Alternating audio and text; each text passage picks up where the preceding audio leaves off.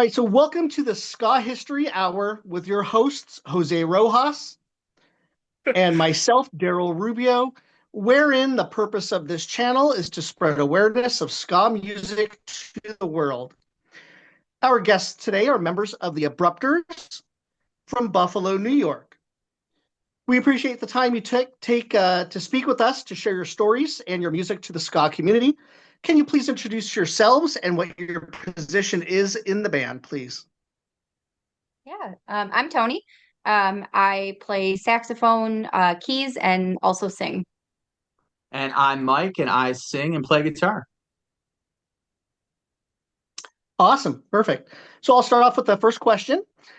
We see that your band started circa, about 2015? Is that correct? Yeah, that's correct. Right. And this is your 10-year anniversary. Congratulations on that great Congrats. achievement. Thank you. Can you guys please expand upon how the inception of the band came about? Reason why I'm asking is because I do see you guys used to be a 7-piece band. Is that right? We have been everything from a 7-piece, a 6-piece, a 5-piece, and a 4-piece over the past 10 years. So depending on the year, yeah. But so it's kind of funny. 10 years ago, I started the band in my basement on February 18th. It was out of frustration for a band that I was in that had a lot of horns. It was just tough to get everybody together. And I had a bass player at the time who was very like punk rock, you know. So if I wanted to play something slower, more traditional, we were a ska band. So he was just like, "Oh, it's not punk enough," and I'm like, "Good Christ, man! You know, we're not in a punk band, we're in a ska band." But it became frustrating, so I decided to start another band. But my initial idea was to take what Mike Park did with the Chinkies, and he made a band that was organ based, and that was my actual idea, which is funny because 10 years later here we are in an organ based ska band. But the person I was taking with me from that previous band said to me, I gotta have one horn. He's like, you can't go only organ, which is funny because he was the organ guy. I don't know, maybe he didn't want to maybe he didn't feel confident at the time. He was pretty new to the instrument. So, but that was the agreement we made, is we would take one horn player. So I said, okay, fine.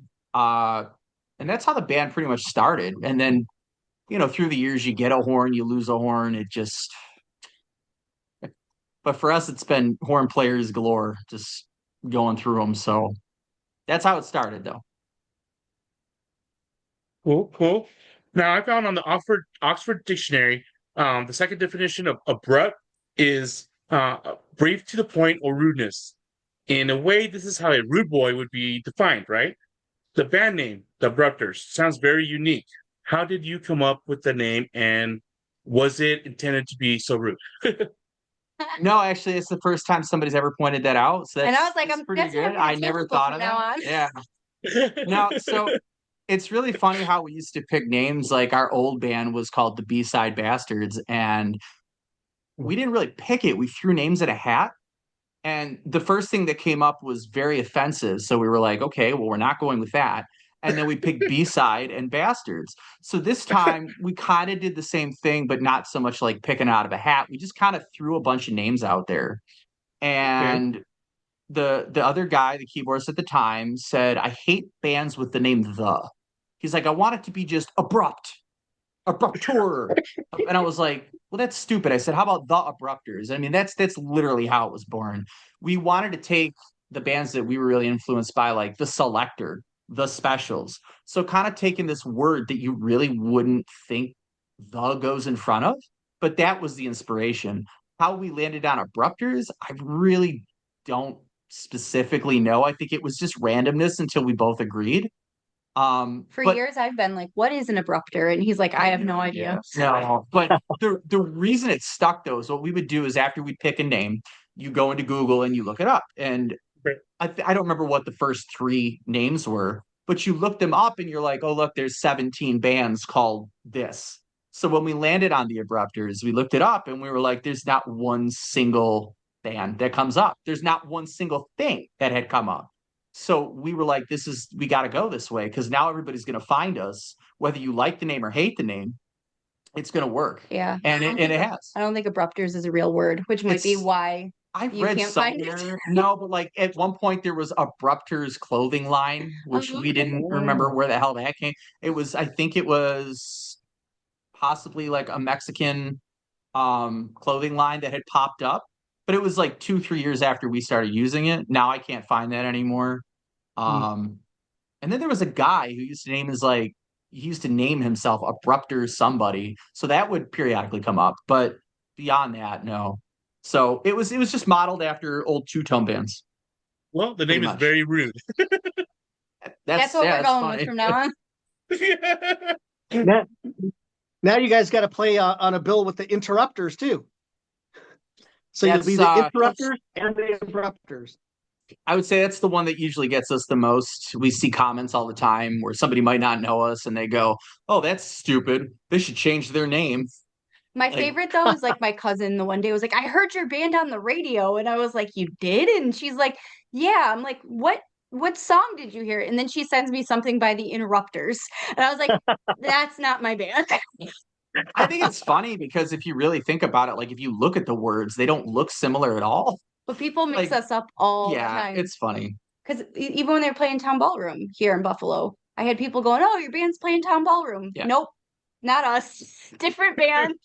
but that's okay. It's funny because we used to open for them throughout a couple different bands that we had been in when they were a real small band. They would come and play Mhm. like these little 200 cap rooms, and we would hang out and open for them. They're all great people, like nice. And now they're playing stadiums, so good for them. That's awesome. Yeah. Cool, cool, Well, cool. that's a good segue into the next question here. Uh, can you guys describe your band's sound and who are your musical influences? That's a tough one. I mean, I'm just gonna go straight for Mike Park because that was always like he's just always been an influence on me musically, and just for doing any recent band. I've before I ever knew him, I would read all the things he would say about Skank and Pickle and everything that kind of made that band fall apart and like what he needed to do.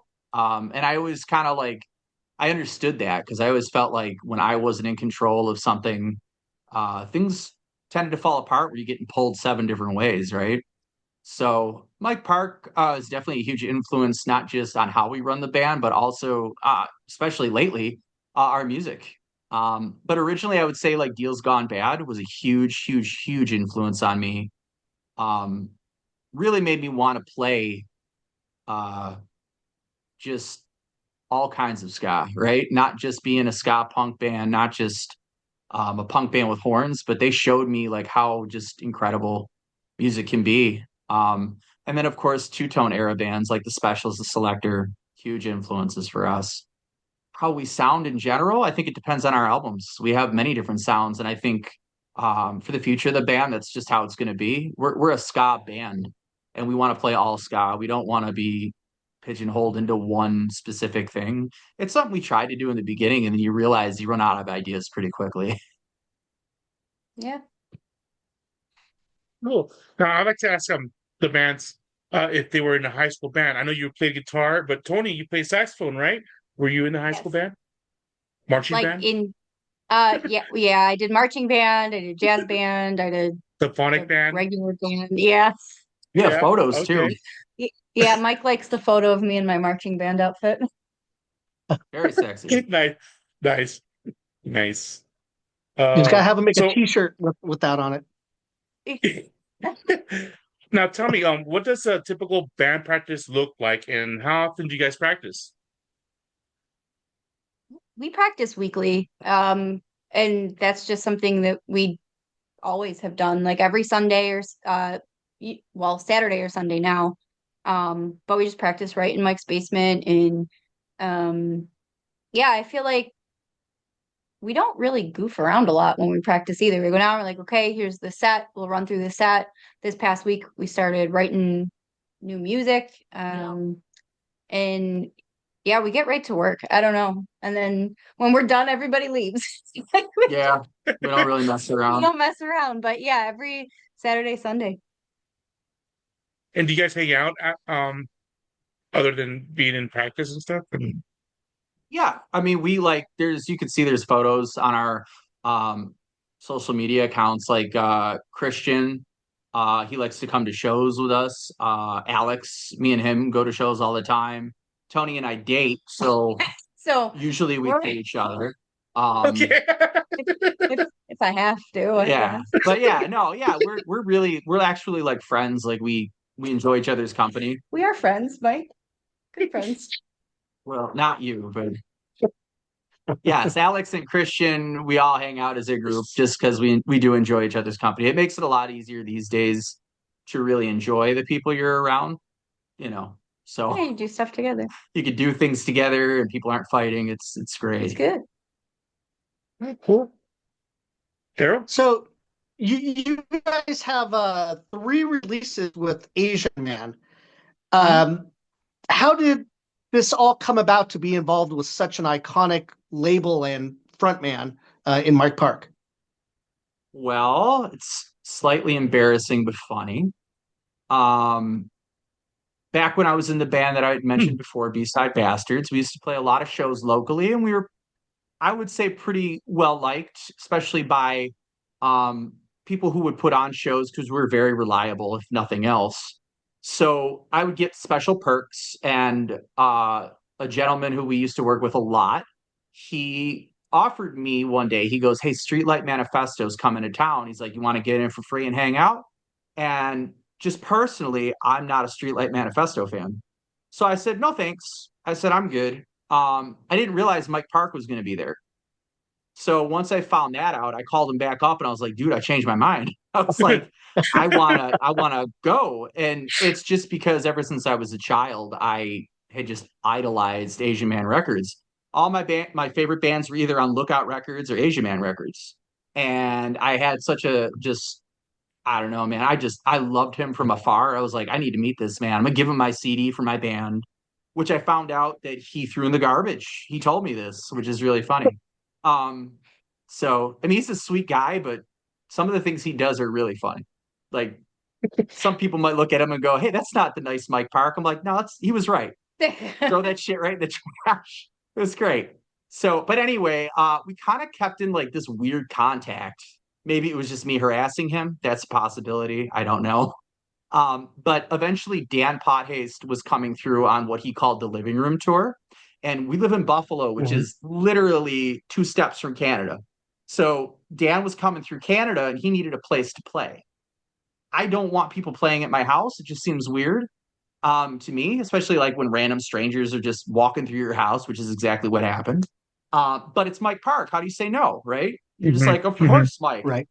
So we kind of did that, but again, it got me like 1 step closer to Mike. I kept sending him stuff, and he kept telling me, "Hey, that's cool." No. And then when I got frustrated with my current band, I wrote this song called "Don't Worry," and I just sent it to him with zero hope. I'm like, he's just gonna say what he always says. He's not interested. And oddly, he came back and he goes, "Hey, this is great. Let's do a 7-inch." So that's how it all started. And then after every release, we always say, "Well, that's it. He's done with us."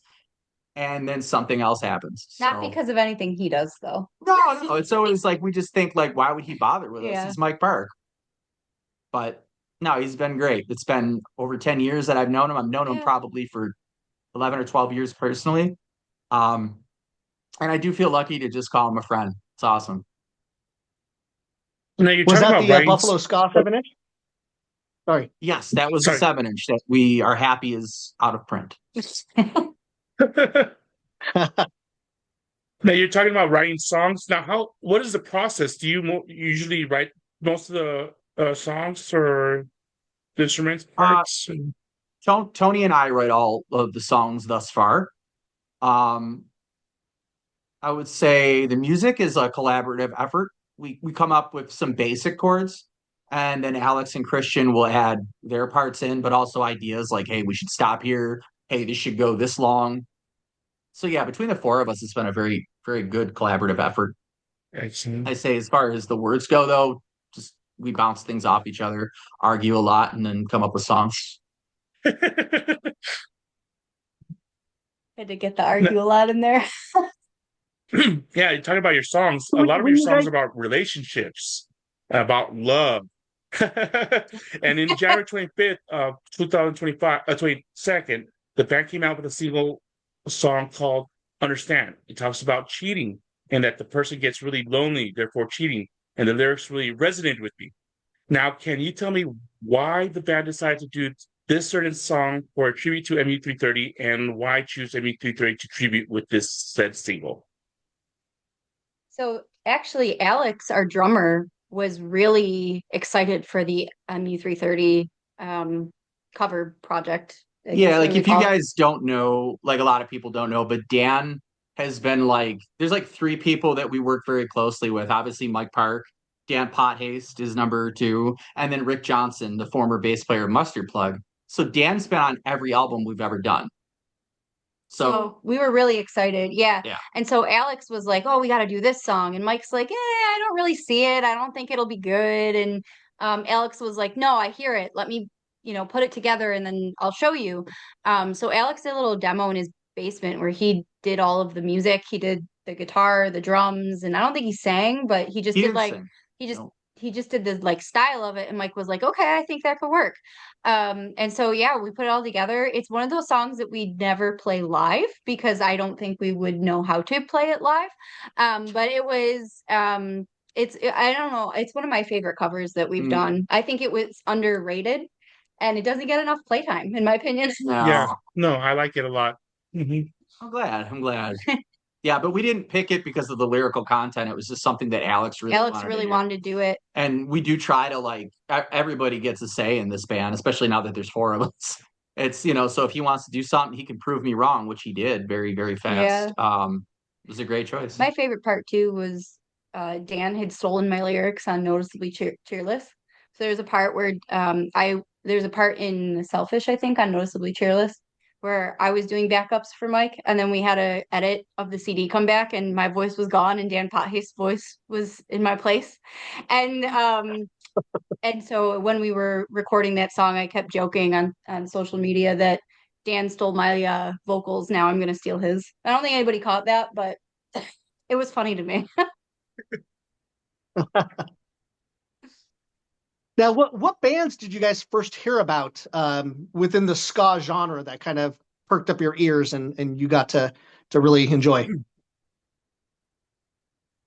mean, my first introduction to ska was in high school. There was just somebody who they had a high school ska band, and to be honest, that was my first introduction to ska beyond like even just listening to like known bands. But my first ska show was Big D and the Kids Table show when they were doing like college tours, and they played in our like cafeteria on campus. And apparently the campus didn't realize that it was going to get rowdy and shut it down during noise complaint. So that was my first experience at a ska show, and I kind of just was like, man, this is awesome. And you get that itch to keep going back because there's just something really fun about it. So yeah, that was kind of my introduction to ska. For me, I am a wee bit older than most in the band, so I definitely grew up during that third wave boom. So I got exposed to, I would say, your big three like the Boss Tones, Real Big Fish, and Less Than Jake. Um, I, I want to say it was a friend. I think I've told this story many times, but a friend had given me a Boss Tones CD, Question the Answers, and he already knew I like punk rock, so he was just like, "You're gonna like this." He goes, "It just sounds like punk, but with horns." And I'm like, "It sounds dumb." I said, "It sounds like something my grandfather would listen to," because my grandfather was in like a 1940s big band, so he had like all the horns and stuff. But I did take it. I ended up listening to it, and just it was like one of those points in your life where you remember your life changing. It was my mind was just blown. I could not believe something could sound so cool. And then after that, I just started collecting anything Sky could find. And when I stumbled upon Less Than Jake, inside Pezcore, it had the Asian Man Records insert. So that's how I got hooked on Mike Park. Was I was like, I don't know what this is, but if Less Than Jake like it, I'm like, I'm gonna order from this guy. And so that's pretty much what started it for me. But then as I aged, like I fell off of the third wave stuff. I think it started to get very samey, and I think a lot of people feel that way, right? Like I don't hate third wave at all. There's a lot of good third wave bands, but after a while, it became like every band in the whole world decided to have a horn section, whether they really were playing ska or not. It was just like overkill. So I started falling back on the stuff the Bosstones would talk about in like any of the Rolling Stones or whatever that I would read. And they talked about the Beat, the Specials, the Selector, and I was like, I don't know who these bands are. Maybe I should look them up. And that so it was thanks to them again that I found older bands that I felt more compatible with at that point in my life. I kind of let go of the silliness of Real Big Fish and was definitely falling real hard for the Specials. Like they were just, I mean, as most people, right? That's not a new story for anybody, but yeah, I just really started falling in love with that, and that was it for me. Now in April, you'll be in Pennsylvania playing in the this is not Cordone Fest, right? Yeah. You'll be playing with the bands such as the Scofflaws, Jay Navarro and the Traders, Sergeant Skag and the Heavy Beat. Will you be one of the first bands to play that on that Friday, the 25th? And have you played with any of these bands before?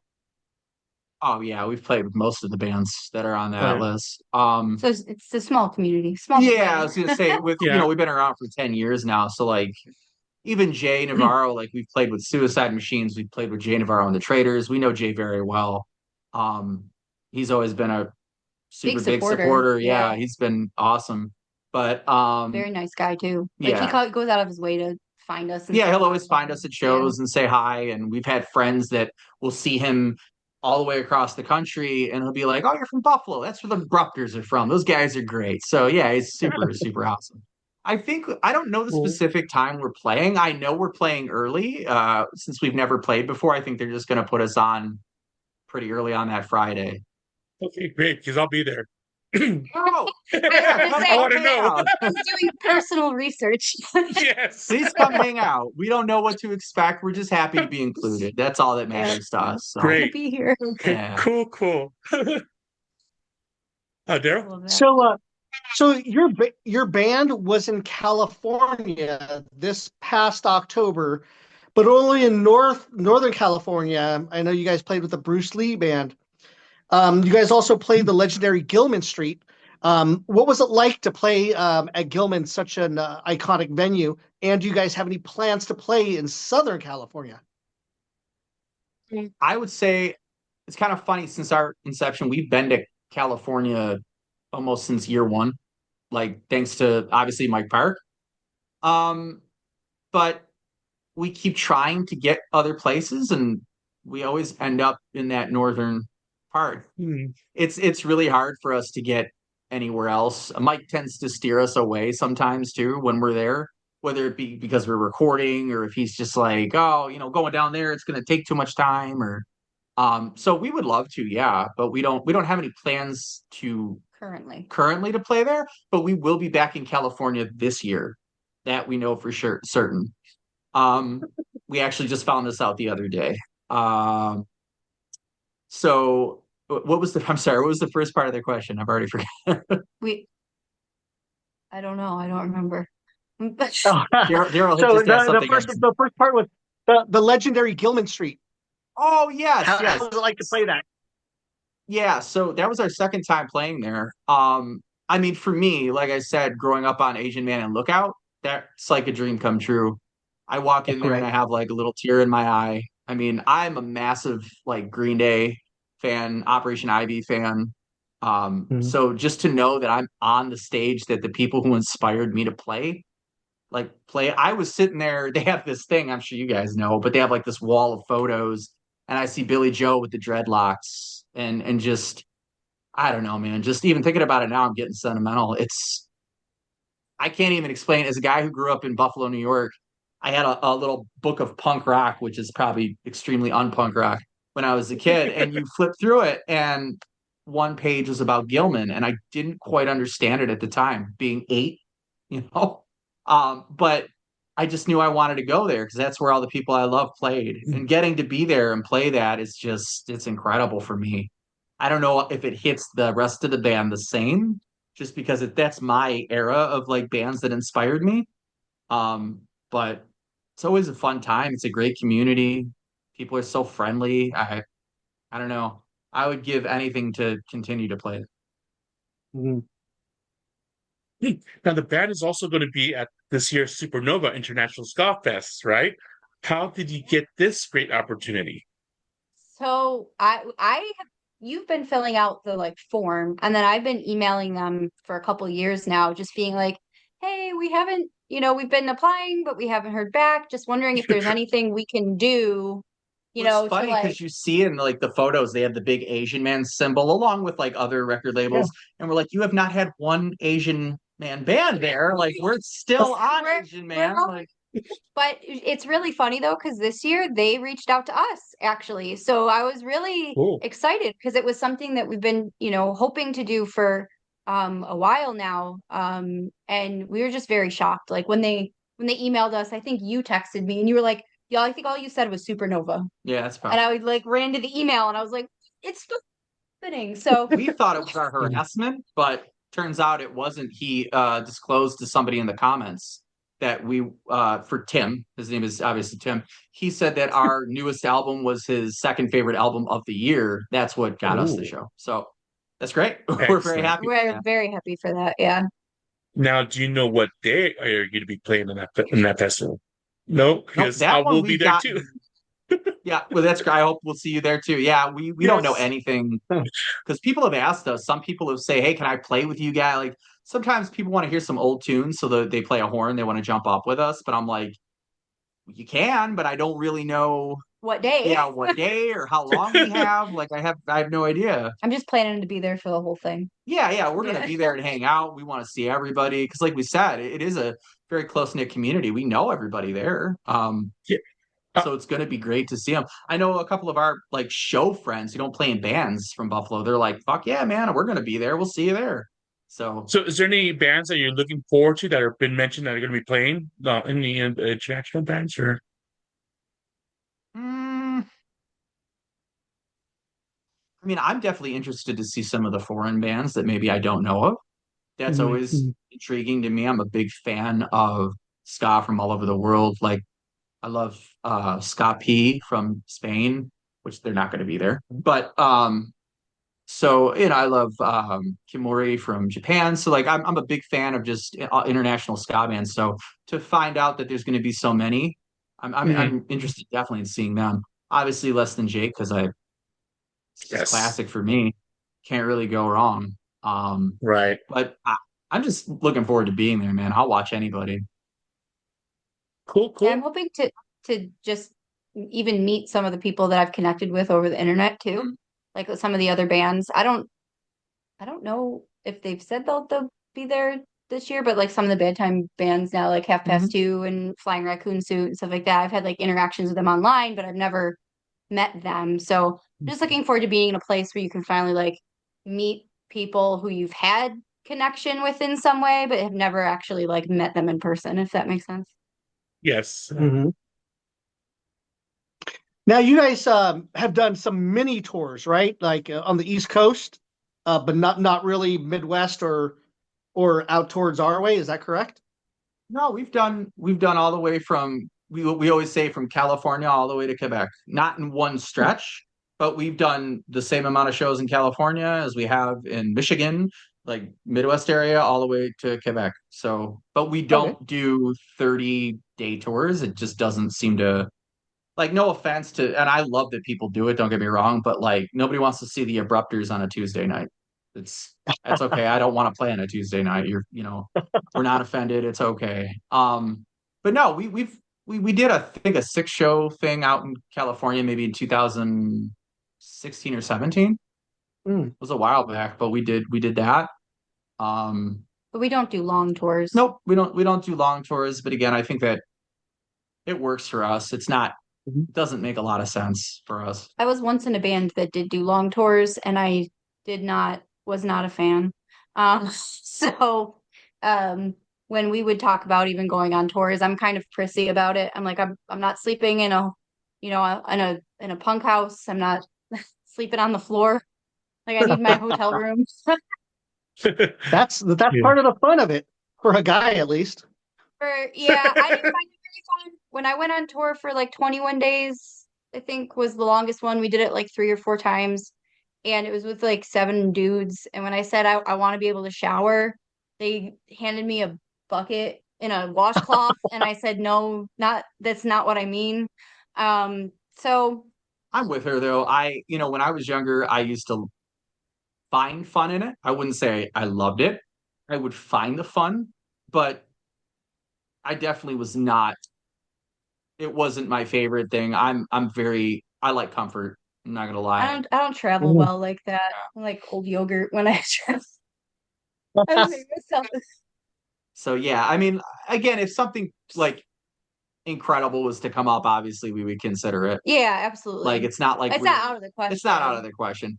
But I think again, just playing like a local show in San Jose on a Tuesday, you're gonna get 5 people that come out. It's like it's just not worth Well, and it. it's so easy Mhm. for us to like travel for, a little bit here and there, um, play a couple shows and then head back home and then, Yeah.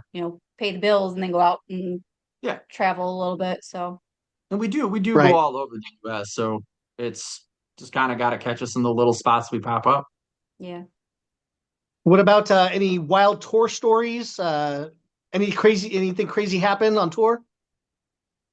Well, as when you were fixing your video, we were talking to Jose about a couple. Um, Okay.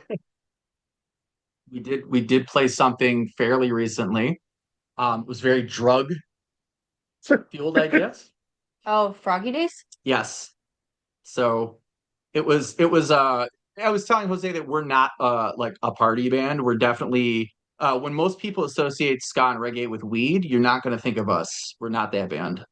We don't doesn't matter to us if you do it or if anybody else does. That's fine. We support legalization and stuff of that, but it's just nothing that like I don't handle my state of mind being altered at all. I just can't handle. I don't drink. You Um, just get sick. yeah, I get very ill. It's embarrassing. When I was a kid, I went to a party and they were like, "Take a hit of this bong," and I did, and then I threw up. It was terrible. So I realized that day I probably wasn't for me. But yeah, so we played this thing, and we walked in, and we had Christian, who is our bass player, and I think he was 18 at the time. And we walked in, and we're like, "Oh my God, what did we do?" I mean, there's people like selling the jewelry on their clothes with the dog and the signs, but they're also selling shrooms, and they're kind of like, "But I got other stuff if you want it." And I'm like, "What the fuck are we doing?" So it was interesting to say the least. It was Very interesting. for us, it was definitely not something we I don't think we have anything super crazy though. Like Hmm. I'm not, yeah. I no, don't we've know. had Sorry we've to had disappoint. we've had good experiences, I would say Yeah, overall. Usually definitely. our trips are pretty well thought out too. So like we don't tend to take shows if it sounds sketchy. So I guess that kind of saves us. A little bit, yeah. Yeah. Yeah. I guess the craziest one though was when we were trying. So I was tired and we were trying to leave that one bar. I can't remember where we were, and then like all the cops showed up for no reason. Oh, yeah, we were in Canada. Apparently it was a drug bar that they failed to mention that to us. It was right on the border. Trying to think of what border. I It don't was near remember. Montreal, right? I don't know. It wasn't near much, was it? I don't Yeah, know. I have yeah, it no was idea near where because it we were was. going to Montreal. All I remember is I was really sleepy, which tends to be par for the course. And then She's I sleepy was right trying to now. get everybody to leave. And then they all went back in for some reason. And I'm sitting in the car really tired. And then all the police pull up. And I was like, I'm trying to go to bed. Oh, and then Yeah. we got pulled over on the way back. Yes, we did. We did. But that was because I forgot to turn the headlights on, so it wasn't for any Oh, related instance. yeah. But I would Uh, say in my older bands, we were more the punk house bands, so we would play some wild yeah. places. Those are more interesting than the Abruptors Yeah. stories. I any crazy tour story I thought of was with my college Hmm. band. We're pretty lame these days. I have one last question now. On the new album, the second song, Run, has lyrics that goes, "Oh, what is wrong with me? Is this the way intend to be?" And also, "If I could see inside my head." It seems like it's about one's mental health. What kind of hardship did one face that inspired this song? Oh, so that was actually it's one of those songs that I wrote 10 years prior to actually recording it. But I Okay. remember the instance. It was definitely at that point in my life, there was just people always telling me how wrong I was. Didn't matter Hmm. what it was, just telling me everything I do is just terrible. Hmm. So my initial reaction was just like just to run, was to get the heck away from everybody. Um, Everybody made me feel like crap. So like what why? Why am I here? And the criticism was always unwarranted because I'm like, you don't know what's up inside of here. You're just making assumptions. That was why if you could see inside my head, but you can't, but you still continue to criticize. And it usually at that time was over some of the dumbest stuff that you shouldn't be criticizing. Like it's more like your opinion. It's not like I was doing anything wrong, but you still felt the need to voice your opinion, even though it was very unwarranted. So yeah, definitely back then I don't enjoy confrontation. I think it usually turns into just people acting even dumber. So I just would just say, all right, I'm out, bye. So that was pretty much it. And we included it in this album just because it just kind of fit. Yeah, again, it resonated with me too because I have some mental health issues and I'm a veteran, so I'm PTSD and stuff. So like, you don't know what's going inside one's head. Like, yeah, Exactly. Yeah, and I think that's like most of our songs is that like while it might have meant something to me in this context, I feel we write in a way that like anybody can take a song and still relate to it. Like maybe it wasn't the way I intended it, but I'm glad that you found a way to relate to it. Do you Mhm. know what I mean? Like, and Yeah, I think they're pretty general the way we write them, so yeah. everybody's welcome to. Interpret however you Yeah, want. Yeah. Now, I love the artwork on your newest album, Everything You Know Is Wrong. I don't know if you could see it. yeah, yeah. Okay. Now, tell me behind the meaning behind the album title and what the hell is this horsefish thing? So that's a Kelpie. And the Kelpie was actually only supposed to be on a t-shirt. And it came from, we were playing Poozza Fest in Montreal, and they sent out an email that was like, hey, work with this. Stop. Yeah, Stomp sent out an email, but I can't remember the name of the company. Quite all right. Quite All Right. So let's, reach out to Quite All Right um, for, a discount on merch design. So I did, and I feel like the thing that we struggle with the most as a band is like the art and the marketing aspect of it.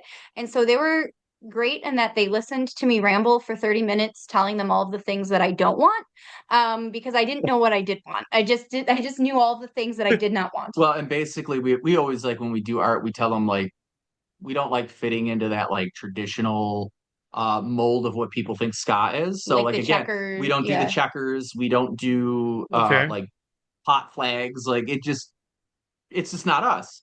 So we make sure we like because sometimes you tell somebody that and they're like they come back with like checkered shoes and you're like, oh, I haven't seen that before. Hmm. So, but so then they somehow they were like, well, if you did an animal, what animal would you want to do? And I was like, well, we're kind of all dorks. We could do a mythical animal. And so they went back and they researched a bunch of different mythical animals and came up with mock-ups. And I thought the Kelpie was pretty unique. And then I looked up the lore of the Kelpie, where it like lures people into the sea to kill them.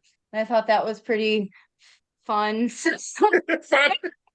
So I was like, okay, we'll go with that. And then it kind of worked out so basically, we didn't intend to use it for anything other than a t-shirt. And then we went on a tour where we lost a lot of money and we didn't have any money to spend on album art. And we had another meeting with Quite All Right, and their cost was a lot higher than we were anticipating. And so I was looking for a local artist, couldn't find a local artist.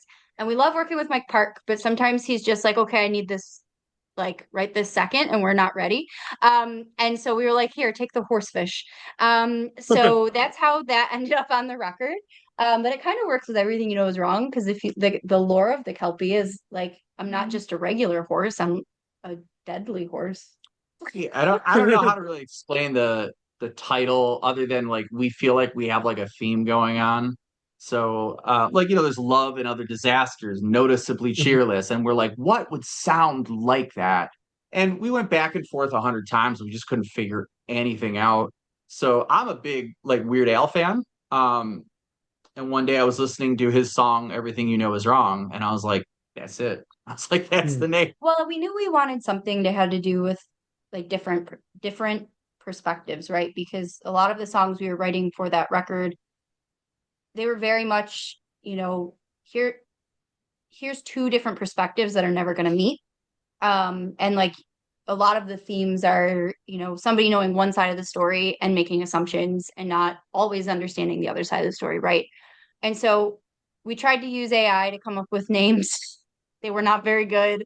And yeah, one day Mike was just like, what about this? And I was like, perfect, let's do it. So, because I feel like it fit the theme of what we were trying to convey pretty well. That's awesome. Now, back in the day, because I'm an older ska guy, comps were a very big deal. Compilations were a very big deal for learning about new bands. Besides the Ska for Nerds CD that you guys are on, comp that you guys are on, what other comps are you guys featured on? We're featured on a lot. I would say Proper Ska was another one from England that came out last year. Mhm. We are also on Scott Annibal Oh, 8. the Scannable Party. Yes. Yeah. And that was very earlier in our career. And they reached out to us and asked to take a song. I was like, hell yeah. And now I think they're on like 20 or something, which is cool. I'm glad to see they're still going. We've been on so many comps over the years, I couldn't We even tell always you. just throw it, like basically Yeah. people reach out to us and we're like, sure, take a song. Yeah, if you want to, Mhm. go ahead. It's not like we didn't join a ska band to make money. We did the So Dave and Mary yeah, that was right. We for did the Hot the Hot Knives. Knives. There were bands from all over the world did Hot Knives tribute songs, and I am friends with the guy who put that together. His name is Derek, and we connected over the Hot Knives. And when he decided to put that together, he immediately contacted me. Had us do 2 songs, which was really cool. So Yeah, we do. We're open to comps all the time. yeah, we'll go on any of them. We just Cool. like Oh yeah, being. God, I love the Hot Knives are one of my favorites from back in the '90s, Yeah, me too. late '80s, early '90s. I love those guys. I have pretty much everything they have, except the Yeah, Live at I the do too. Boatman. That's the only one I don't have. I was Uh, lucky that Derek sent me a bunch of stuff actually when we first started talking. Derek had access to a bunch of things and he was just like, I bet you don't have this in America. And I was like, you are right. And he just very kindly sent me all of he sent me a lot of stuff, which was really nice, and a really sick Hot Knives pin that I always wear on my guitar strap. yeah, I love all the international stuff, the German, the English, the Australian, a lot of that stuff from the '90s, and pretty much everything Unicorn or Skank Records or Staccato put out, with the Loafer Brothers, or the Flowerdew Brothers. Um, all of that stuff, that was my type of thing. So I could definitely relate to some of that UK stuff.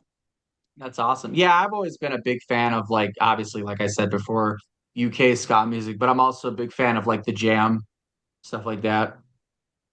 Just like a lot of English stuff. Mhm. TV Yeah. shows, music, it's all good. Now, tell us something about. Go ahead. Oh, I didn't say anything. Oh, sorry. Oh, so tell us something about Mike Park that we may not know. Something, of course, not too personal, but just your experience being around this guy. Hmm.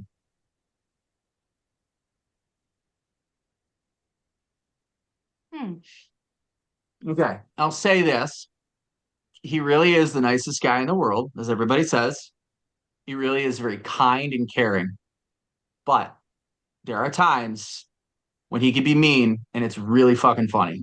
I don't want to go too far, but there are some times when I have been privy to this kind of Mike Park, and it is hilarious. Yeah, there was one time recently where he said something which whatever, and then even Dan was like, "Mike, that's mean." And a lot of people don't expect it from Mike Park because in everything he's ever done, he's the nicest guy in the world, and he really is. He's a sweetheart, but he's a He's human got a being too. zinger every once in a Yeah, while. yeah. Yeah. He's also a human being, like everybody's got beef with somebody, but he's funny.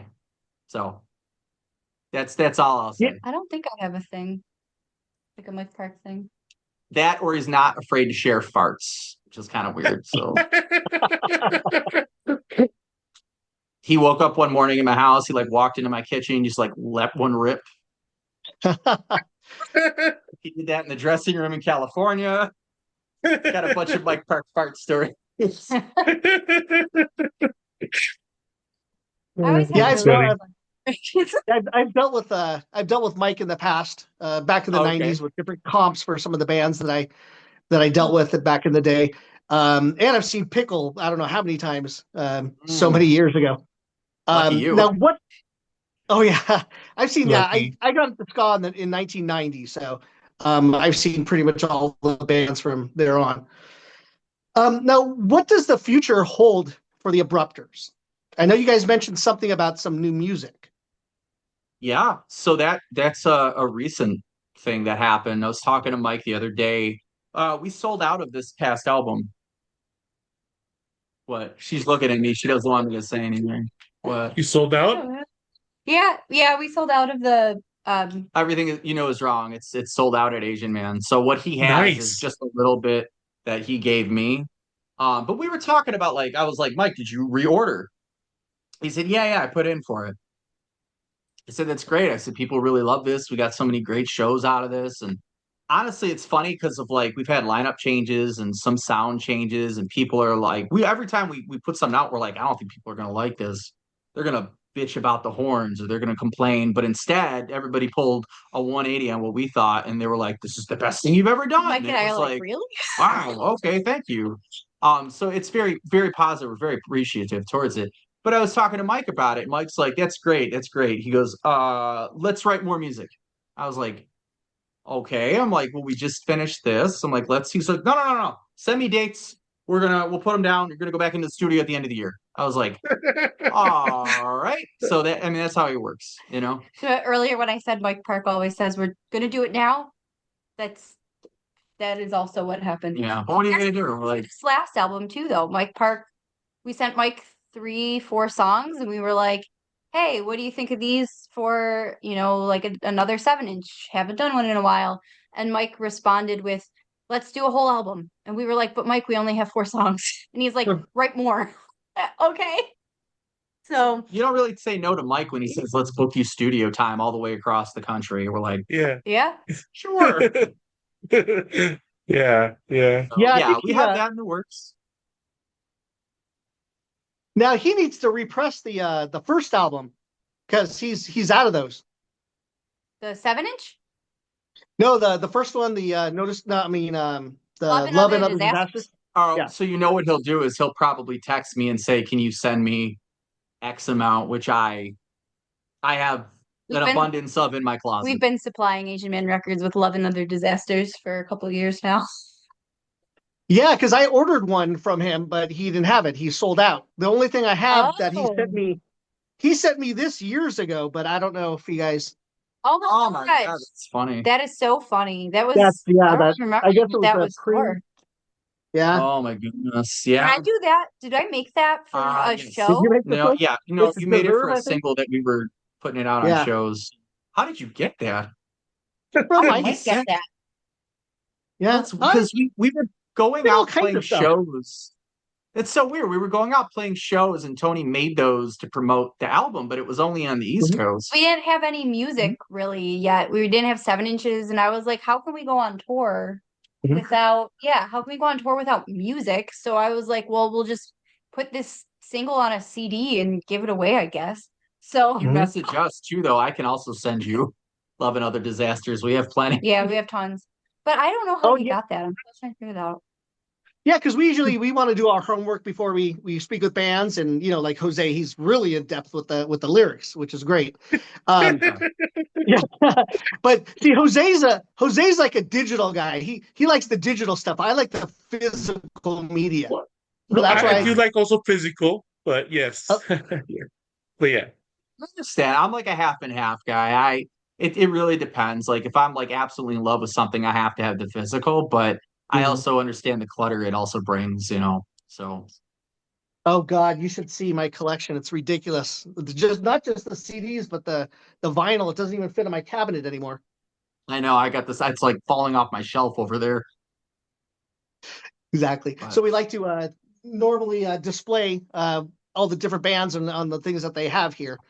Now, did you guys have any questions for us about anything? Because like at Well, the end of you had the mentioned that you were gonna talk about all our members. I've been waiting. well, the introduction to that was just the lineup change. I didn't want to go into there, but you guys had I think you guys had a baritone sax, right? At one time? Yeah. Did, yeah. Yep. Yeah. That was That the worst of them all. Yeah. that's like another band member itself. Well, he tried to sue us and Mike Park and Asian Man Records, so we always considered him like the It's a great worst of the story. yeah. For It's a great what? story. Because so he trademarked the name of the band Behind my back. without telling anybody in the band. Oh. And he was doing a lot of things that were not productive to like playing shows and recording music. And one example was Yeah. stealing money from the merch. And but one of the like last examples, we were trying to go to Michigan to record with Rick Johnson, and this was right before COVID, so it actually never ended up happening. But we had it scheduled, we were all ready to go, and he just at the last second backed out and was like, I'm not gonna go, I'm not gonna do it. And I was like, well, if you're not gonna go, can I at least borrow your Barry and I'll lay the parts down, that way we at least we have them on the record, because we can't go record this without baritone. It's like it was like a staple of our sound at the time. And he was like, no, you can't borrow it. And I'm like, well, but you're just like, he didn't have a reason for canceling either. It's not like he had something important to do. He just was deciding he wasn't going. So it was like one of the last things. And we were like, okay, this isn't working. I think we're just going to part ways.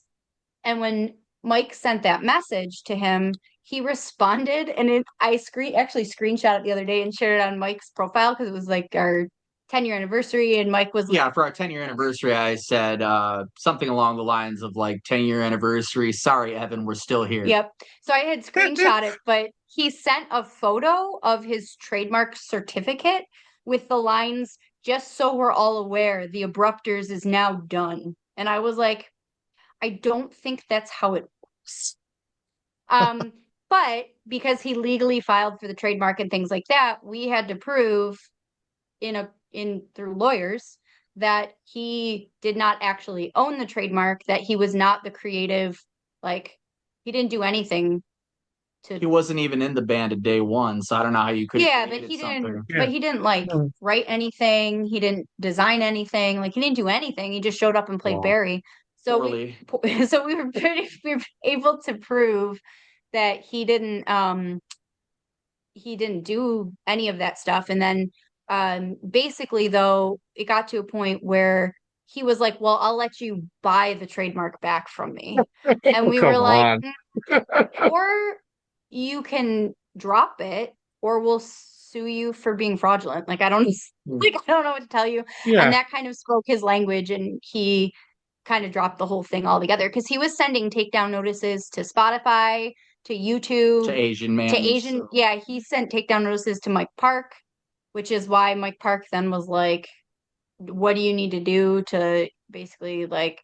That's when the mean Mike Park it was more, but it was good. But yeah, he was. Yeah. Well, but I mean, if you heard him at that point, he was just like, all right, he's like, fuck this motherfucker. And I mean, like, that's not Mike Park's usual language, but that day he was just like, very I'm gonna fucking take this piece of shit down.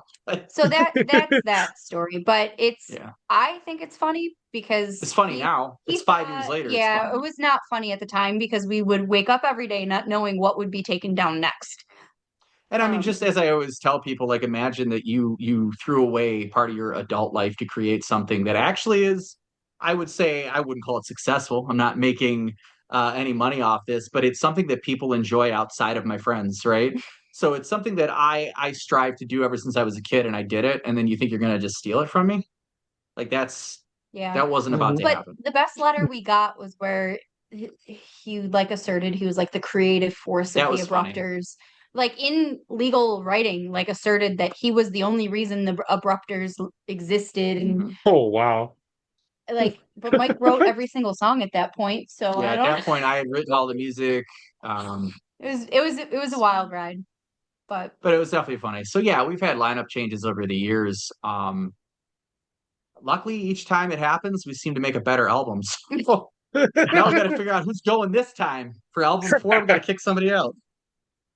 I No, don't I'm just kidding. think I was like, This will be the I first. can't play another instrument, No. so This will be the first album we have. We'll have the same lineup as Everything You Know Is Wrong. We'll be on whatever album 4 needs to be. Christian's incredible as our bassist. Alex has been here since day one as our drummer, which is rare for a drummer, but Mhm. yeah, this 4 piece has been honestly killing it. We love doing this.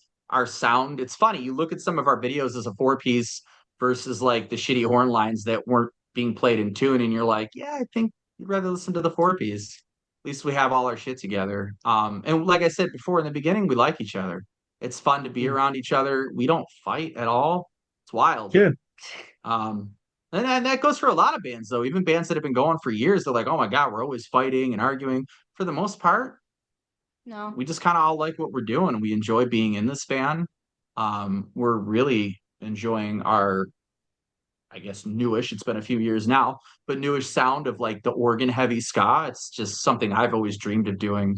So for me personally, it's really scratching that itch. I'm very happy with that. So. Right. Well, you guys definitely chose the right guy with Mike Park of who to go to for the not just the music, but also for the suit because of everything he had to do with janitors and One Eye Open and Misfits of Ska. Yep. I mean, he would tell me those stories because I would call him just, I was depressed, I was upset. And he would tell me some funny stories, just like how there was a song that he lent to somebody to use on a comp, and the guy turned around and said he owned it. And he's just like, I'm suing you. And Mike was just like, I wasn't giving up. He's like, I'm going to take this idiot down. Even though Mike ended up losing, he was like, it was the principle of the thing. I wasn't going Yeah. to let him get away with it. So yeah, it was definitely good to have Mike on our side because Mike, the minute that Evan crossed that line, dipping into Mike's catalog of music, that was actually being Mhm. threatened at the time, which was really upsetting to him, obviously. Mike was like, all guns are blazing. He was just like, all right, that's it. This guy's going down. Yeah, because Spotify was basically like, if you don't take this down, you're going to be in violation and we're going to take down your whole catalog. You know? He was like, Oh. excuse me? Yeah, so So I don't know why Evan thought that was a smart idea. I But don't know. Luckily, it all worked out for us. Like, obviously, we won. And I mean, it was very easy to prove. I documented everything in our early days. And through half of my Hmm. videos and pictures, he's not even in them. So what's cute though was like the documentation he submitted for the trademark to prove that he owned it had a picture of Mike on it. What? It was very strange. Wow. yeah, Very strange. it's a very odd thing, but it's like it shows how petty people can be, right? You'll put more effort into trying to do the wrong thing than putting that effort into doing the right thing. When he was in the band, he would just stand up against the wall and blow the saxophone, pretending like he was trying to figure something out when Tony wrote all the horn lines. So it's very, very weird, but it's funny. But it's a good story. Yeah. No. Now, is there any other local ska band to Buffalo? Because I don't really know many bands in your area. Yeah, there is now. I would say for the first like probably half of our career, we were the only ska band. Like just by default, I think we were the only ones who were able to keep it together. Um, there had been ska bands before us. You know, like when the ska boom happened, there was tons of ska bands in Buffalo. Then they died. Buffalo's a real punk and metal place, man. So it's not like they definitely don't pop up often. But right now, we probably have the most ska bands we've had in 15 years. So yeah, there's working class stiffs who we play a lot with. Hmm. They're very suicide machines. Like, Okay. then there's Skamagachi, who I would say by the name you could probably tell they're very like real big fishy. So third wavy, but nice people, really, good musicians, very, very well put together songs. Mhm. Um, there's Do It With Malice, who was a band that was around before us and reunited after, well after we started, and they've been kind of going for a few years again, which is cool. Um, I miss. I don't I don't want to say no in case we are, I know, maybe I'm missing but like maybe 2 others, maybe but one it's or cool two. because now we can play shows in Buffalo with ska bands. We have something called the Buffalo Ska Fest, which is put on by Riot Squad Media. Mhm. Laura Rose is a good friend of ours who has done wonders for this city musically. and she's a big fan of our band and all the ska bands in Buffalo. So we're very lucky to have her. She brings a lot of. I have never gone to a show that she's put on where I've left being like, wow, that show was crappy. Like it's always so put together. She brought Barstool Preachers over. She brought who what we played a show at Ironworks. There's Kill Lincoln. That's what I was. Yes, Yeah. Kill Lincoln.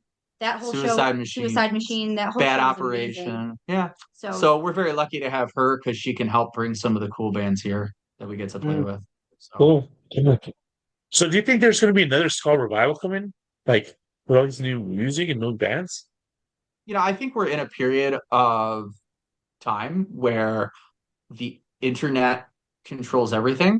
So I think people have been asking for a ska revival since 1999.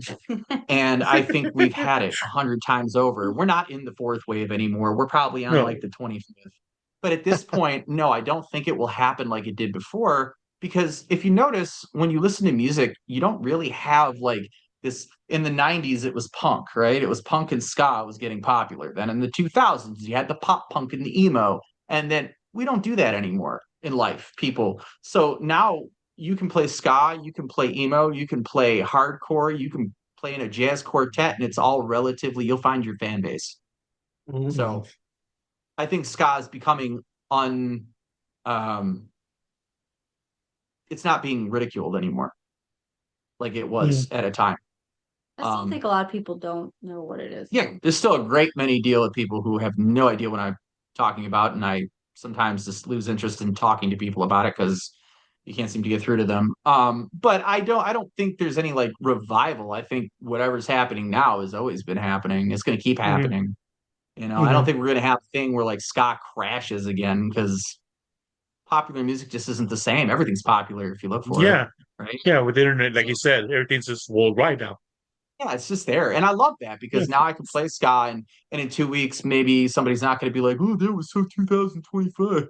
It's whatever. It's today. It was 10 years ago. It's always been here. I never stopped listening. So. Now I got to ask, did you hear that song? There's a McDonald's at the Pentagon song. No. No, it's getting very popular online. So that's why I got to say. I am definitely one of those people that shies away from probably internet things for the most part. You don't. I'm on the internet all the time sending him stuff, but I surprisingly haven't heard that. Yeah, she'll send me things and tell me like, "Oh, you haven't heard that? It's blowing up online," and I'm like, "I don't know what you're talking about." Lives in a bubble. So it's introducing ska, I think, to a new crowd on TikTok, in ways. So I'll have to go look for it. Yeah, she has TikTok, so it's on YouTube too. Yeah, cool. That's funny. I'll have to look for it. Yeah, nowadays I've noticed a lot of like grungier, hardcore sound mixed with the ska, like Hans Gruber or we have a band out here called the Odd Advantage. Things like that were back in the late 90s or mid 90s, early 90s. You had Blue Meanies, you had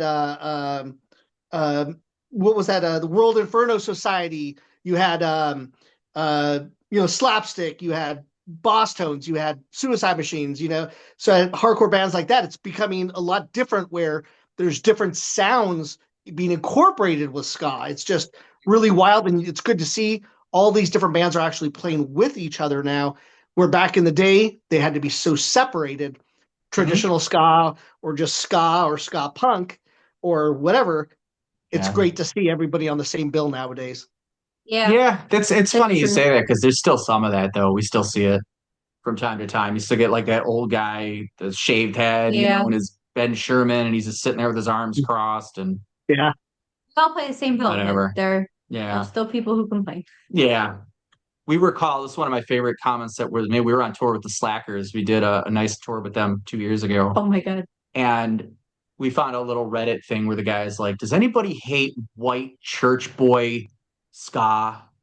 And people were like, "Yeah, I don't like that kind of ska. What are you talking about?" It's like, I saw this band, the Abruptors in Toronto. They're like the whitest, like just corniest band around. And was nice that a lot of our fans jumped in. They're like, "Are you sure you watched the right band?" Like, I don't think that's the same band, but I mean, like, Apparently, we're church ska. I don't. we're not ska enough for the skinheads, and we're not corny enough for the third wave kids. I don't know. I don't care. Sounds Like like I they were said talking about before, the Supertones. the Orange what? County Supertones. Yeah, Orange Oh, County yes, Supertones. I remember them very, very much. Yeah, the only I real remember. ska, like a Christian ska band that I actually know of, still is Five Iron Frenzy.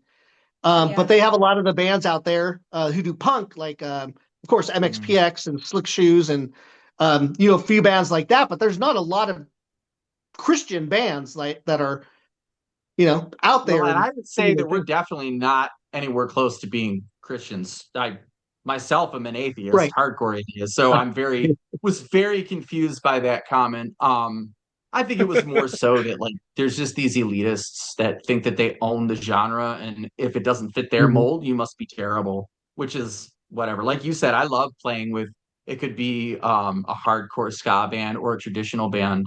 And we did do that at first where we thought we were going to be a traditional band and Mike was kind of blowing it up as like you're going to be the next like big traditional ska band, and then eventually like Tony joined the band and we were just kind of like I don't want to do this anymore. Like I feel like I want to write a faster song, but I feel bad for wanting that.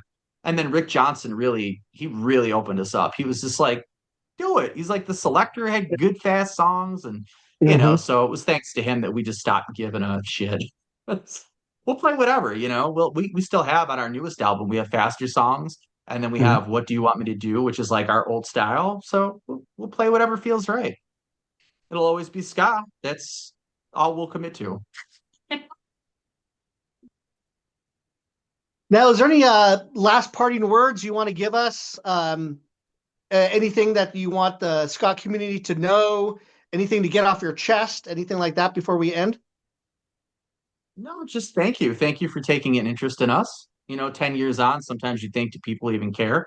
And luckily, you guys reaching out, just the amazing reception we've had to this album, just to everybody, thank you. We're very, very appreciative. We're very self-conscious people, so we think that like maybe you're just not going to like this, And Mhm. obviously, we were proven so wrong this time, and it really meant a lot to us. Well, of course, let us know if you're ever coming our way. Jose and I always get out to shows, try to Yes. support the bands that are touring. This is one of the reasons why we do this is just to uh, get awareness of you bands coming through and your music, maybe reach people that you may not have reached. That's our whole intent here. And just let us know what you guys are up to next. We'll see what avenues we could steer you towards. Yeah, well, we hope to see you at Croydon and Supernova, at least if Jose's going. I don't know if you are. Um, I've got two kids, one that's graduating and going to college, and then another 16-year-old. So I wish I went to Supernova a couple years back, but now Supernova weekend lands on my son's birthday, and so no and good. there's like 3 or 4 years coming up where it's actually on some type of that. So it's like, damn. So now I got to live vicariously through Jose. That's okay. Well, we hope to see Jose at least one of those shows, man, for sure. It's always Oh, nice he'll be to there. actually meet people that you talk to. So Oh, you'll Yeah, I'll see look him for you skanking in guys. the front row. awesome. Definitely look Yes, forward I'll to be that. there. Well, thank Oh, you so well, much, thank you. guys. Yeah, thank Thank you Thank very much. We you. appreciate your time and thank you so much for your patience in this whole Zoom thing because kind of gets a little squirrely at the beginning. So I'm glad it worked out. Yeah, thanks again. Thank We you. appreciate it. All right, you guys take care. We'll see you soon. All right. Bye bye. All right, bye bye.